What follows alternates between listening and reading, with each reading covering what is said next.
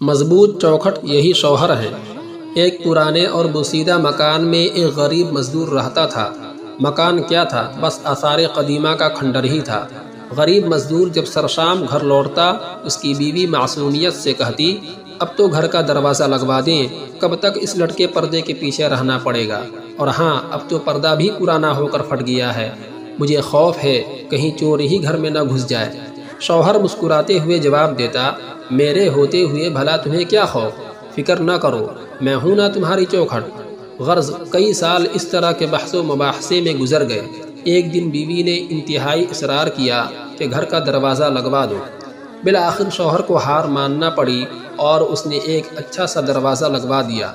اب بیوی کا خوف کم ہوا اور شوہر کے مزدوری پر جانے کے بعد گھر میں خود کو محفوظ تصور کرنے لگی۔ ابھی کچھ سال گزرے تھے کہ اچانک شوہر کا انتقال ہو گیا اور گھر کا چراغ بجھ گیا۔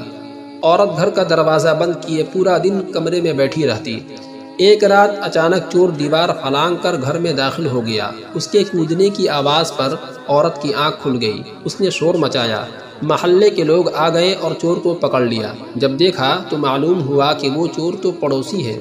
اس وقت عورت کو احساس ہوا کہ چور کے آنے میں اصل رکاوٹ دروازہ نہیں، میرا شوہر تھا۔ اس چوکھٹ سے زیادہ مضبوط وہ چوکھٹ تھی، یعنی شوہر تھا۔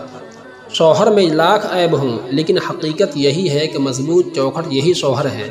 دعا ہے کہ اللہ رب العزت ہماری تمام مسلمان عورتوں کو شوہر کی قدر و منزلت سمجھنے کی توفیق عطا فرمائے، آمین۔